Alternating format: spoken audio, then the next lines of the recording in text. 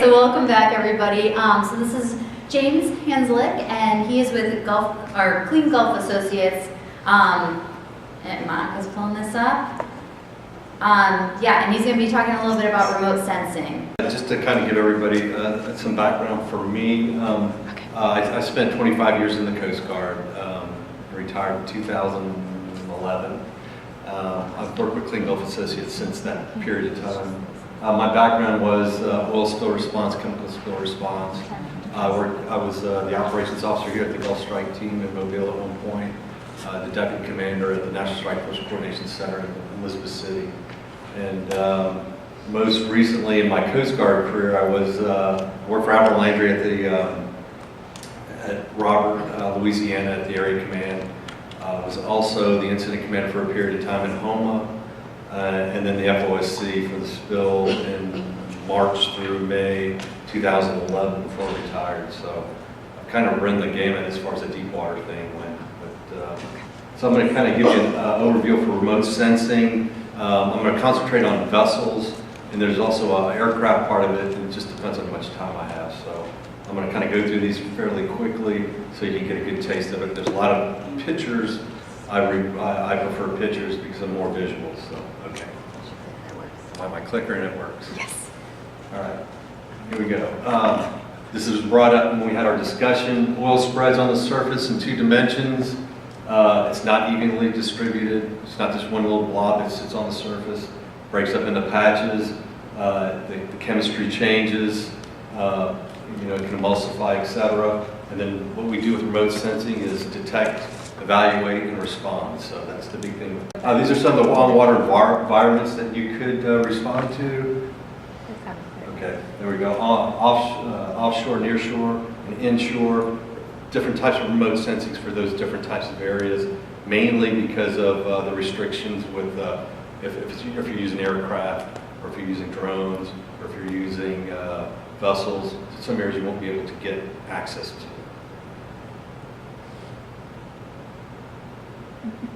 One of the things when we're responding to oil spills, we're trying to increase our counter rate. If you look at the bottom of the little circle, you'll see a vessel this is during deep water. This is right at the surface, at the wellhead area. You can see that vessel transiting through the oil. What we're trying to do with the counter rate is increase the swath width and then the speed of the distance that's covered by that particular skimmer to make it more efficient. So we're using remote sensing. We're trying to increase encounter rates. When you hear encounter rate, that's what we're talking about.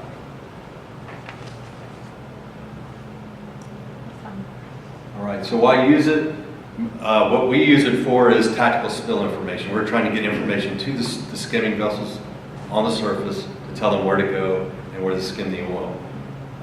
And then also that makes us more effective and efficient. We don't have to have as many response vessels out there, maybe because we know exactly where the oil is and where we need to pick it up. It also gives some georeference information to the command post so they can see it and they can go, oh, these guys are doing a good job, or these guys are not doing a good job, or we're documenting where the spill actually happened. And then again, you have the spill maps, and they just tell you the extent of the oil, where it is, and some of those things are used for legal things, natural resource damages, and others. So it's remote sensing becomes very important.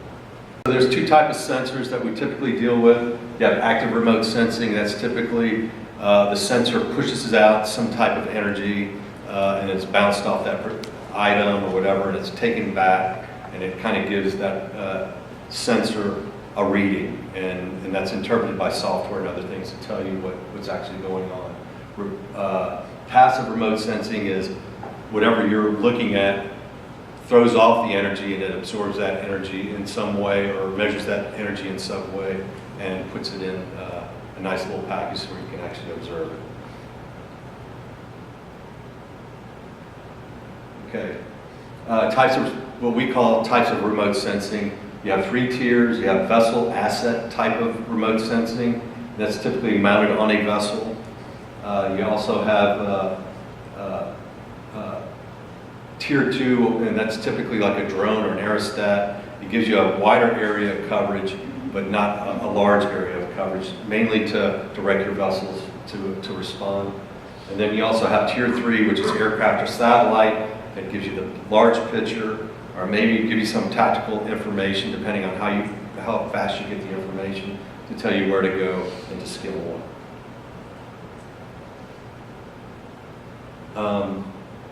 These are vessel-mounted systems. These are the ones that we typically use. We have Xband radar. How Xband radar works is it looks over the surface of the ocean, and it looks at the dampening effect of the oil on the surface. So it picks up those dampening effects.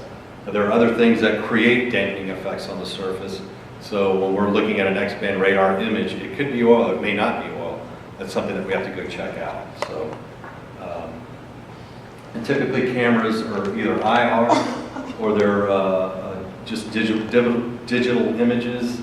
On the top left, it's a digital camera. It also has IR, and it has also tracking and some other things. The picture that you see in the center there, that's a picture of some of the software that's actually used to give good information to the operator of the equipment. And it tells a number of different things. I'll go a little bit more deep. What we use at Clean Gulf is we use the Waterbar Secure system. It's a Norwegian system. It's used in the North Sea for quite a while. It's a nitrogen-cooled camera that you see off to the left. So it's more sensitive than an ambient air-cooled camera that you would use for IR type systems. So it's a military-grade type system. So it actually would pick up differences in thickness of oil once you're close enough to it. So, it has a great advantage over just an ambient air camera. That ambient air camera may say that there's something there, but it doesn't tell you the thickness. So you may be chasing something that you don't need to chase. We're trying to get to the concentrated areas of oil. So when we're seeing an ambient air camera being used, we may not see the thickness that we need to actually go out and skim. One of the other things that this particular system does, it georeferences everything. So when you're taking a picture, it shows where the vessel is in relation to the camera image.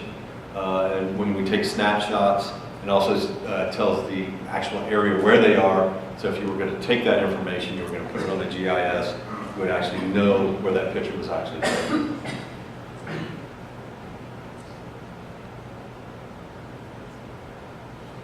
Up to the left is an infrared image of that this camera actually doing a response. I'll get into some more images here in a minute. This is a spill that happened 100 miles offshore, and nearshore areas it would be a similar situation. We got a call about 11:30 in the afternoon. Our vessels are fairly quick. They're 95-foot vessels. They go a little over 20 knots. We got out there that evening and started taking information. Now, our Aptamar system can also track other vessels that may be in the area. So when you're out there skimming, you don't want to run into somebody, or if there's someone out there that's also skimming, they may not have the same technology that you have, you can actually direct them to skim oil too. So that system works really well as far as that's concerned. Again, you have an infrared image to the left, and you also have a daytime camera at the top. So the way it works is you have your Xband radar. It tells you up to 20 miles off where you might see oil. You would go to that particular area, and then you would turn on your infrared camera, especially if you're at night, and that would kind of direct you to the area where you think is the most thickest oil. You also have a daytime camera that has a light on there. You can flick it on, and you can actually see what you're seeing to verify your IR is working or it's not working. So in this particular instance, again, you have the Xband radar. It's telling you where to go. You see some oil off to your left, and you get a little closer, and then it goes out. What's going on? Is that for me? Okay. So in this instance, white is the thicker oil, dark is the thinner oil. So in this instance, you can see some of the gray areas are the sheen, the thicker area is the actual oil, and that's what we're after. We're after the thickest part of it. So it almost looks like snow on the surface of the Arctic. It almost looks like an iceberg out there. So that's what we're going after. You see the lighter areas is what they're seeing when they took the video in this particular instance. It was about 1,900 hours. The spill was about 2,100 gallons. It was pretty spread out by that point in time when they got out there. Okay, we can go to the next slide. Next.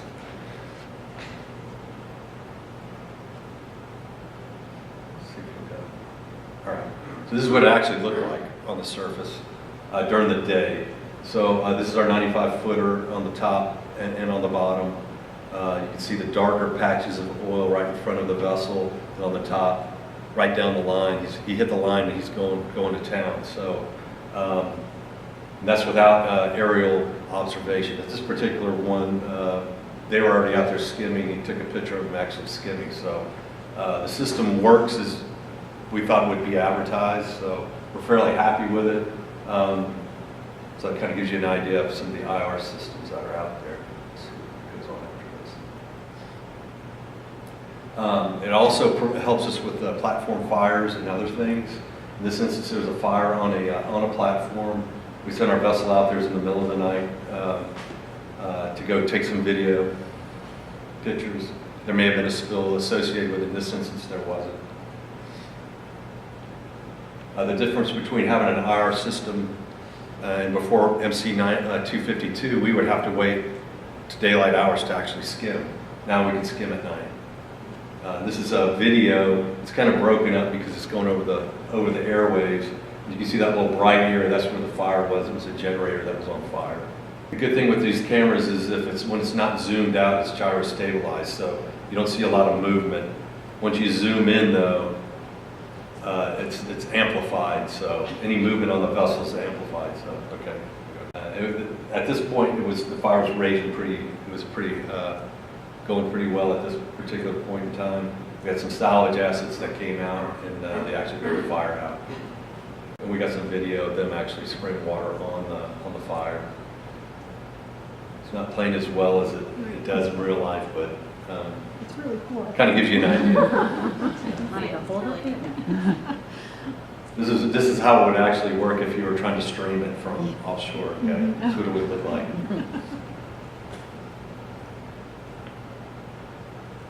So limitations on vessel systems. Typically, they're passive sensors. The electronics on those systems can be damaged in marine environments fairly easily, so they take a lot of maintenance. We're always looking at our systems and trying to improve them. Height of eye, the IR camera is only as good as the height, so you're only looking at 1 to 3 miles with the IR system. The Xband's a little bit better. Ambient air-cooled cameras aren't as robust as the nitrogen-cooled cameras, so their sensitivity is a lot better, so they give you the thickness. You keep your oil in the skimmer. Xband radar can produce a lot of anomalies, so you can be chasing a lot of things that you probably don't need to be chasing. Trained operators are a big deal with us, so our guys have had a lot of experience using the system, so they kind of know when they see a false anomaly or they think there's something that's out there that shouldn't be. Photo documentation is another big thing. Command post says people want the images as soon as possible. You're offshore 100 miles, send it by satellite, you're looking at 11 minutes to send one photograph. So it doesn't happen quickly, so that's a kind of a bottleneck in the system. But you can see at the bottom, for an IR passive camera, IR active camera, the differences in range detections. It's quite a big difference, 12 kilometers versus 20 kilometers for an active IR camera. So, and this is the system that we use. Okay. I'll quickly go through this. How much time do I have? 10 minutes? 5 minutes? Okay. Aircraft remote sensing is something that's been used for quite a bit, but nobody has a system that has 7 different sensors on it. This is one of the aircraft that's new to the Gulf of Mexico. It's a privately owned piece of equipment. It's been very, I've seen some, well, I'll show you some stuff. Here we go. Sensors on this has a number of different sensors. It has IR, UV, I'll get into it. This is they happened to be flying over the Taylor site when they were doing an overflight. They were just doing some training, and there's an active spill going on, and this is something that happens quite a bit. So they ran into this spill, so they start with SLAR first. That kind of gives them an accurate anomaly. Where's the anomaly? Where is it? And they could do this through clouds. You know, it's a very robust system, and it's an active sensor.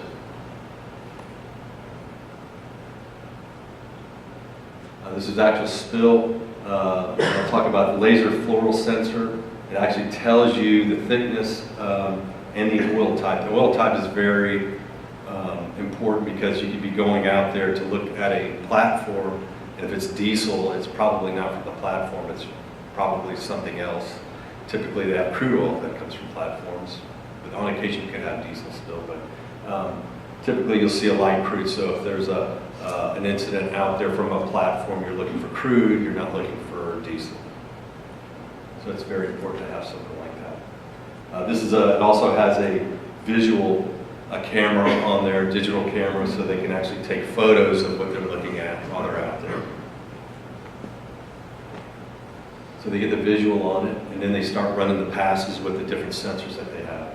This is the SLAR image. It's that little dark area where the aerial is. These are the different sensors. There's a microwave radiometer that's not listed on here, but going to the left is UV, and then the IR to the right, the visual area, and then the laser floral sensor. So it documents exactly where the oil is, how much they can actually calculate from that with the microwave radiometer. They can calculate what the actual spill extent is and how much is actually out there. Tell you what type of oil it is, and then of course where it is. So if you had an active vessel out there that could actually skim in that particular area, it would have to be a certain thickness. You would know before you actually sent the resource out there to whether it's recoverable or not. So just in that, the use of that particular system, you can save money by not sending stuff out to respond to spills that are of no consequence, or you're sending a resource out there where you can actually recover some more. So in this particular instance, the aircraft, the biggest limitation with this aircraft is weather, ceiling, can they fly, can they take off, can they land. Depending on the type of spill, it could be the most expensive option because you're talking about a lot of money per hour for that particular aircraft. As far as safety goes, you're putting crews on a plane over the ocean. There's some safety involved with that versus a satellite. You're just flying satellite. There's no individual on there. Most of the aircraft that are out there right now are limited in the number of sensors that they have. For instance, during Deepwater, we had the Dash 8, had a couple of sensors on there that would tell you that there's oil there, but wouldn't tell you how much oil, wouldn't tell you the thickness of the oil. So it was just basically telling us that there's the oil there. We couldn't really actively use that to tell us where to put equipment to actually skim. This particular aircraft that I just showed you would actually tell you what type of oil is out there, where it is, and how much it is, and where you need to send your skimmers to actually skim. So from 2010 to 2000 and now, there's quite a big difference in where we are. I think that was my last slide, if I'm not mistaken. He keeps going to sleep, I think. I think that last Oh, one's yeah. going to sleep. Oh, this one. Yeah, I think that one So the other thing with this aircraft, which was, I think was like the best news that I heard, is that it actually has what they call a marine band radio on it. They can actually send IP information while it's actually flying, so they can actually send you the data while they're flying as they're capturing it.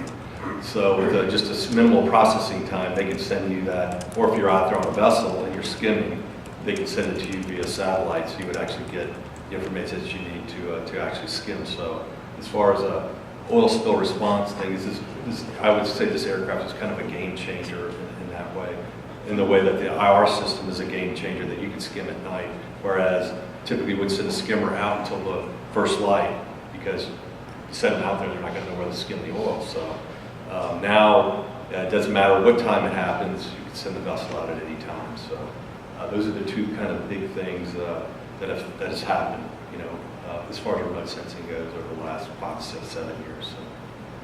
And I also have a slide on here. You guys can actually download the information if you want. There was a presentation by Ian McDonald he did a lot of work with satellites. I didn't get into the satellite portion of this. And then also NOAA did a workshop here a couple of years ago on oil observing tools through the University of New Hampshire. And a lot of that information on there, different types of sensors and what they do, was listed in that workshop. So you can kind of get an idea what's out there. I can tell you from that Phototerra aircraft, there's nothing like it. I mean, you would have to put up 2 or 3 different aircraft to get the same information that this one aircraft does. But you would have to land the aircraft, process the information to get it where it needs to go. So it totally changes the mental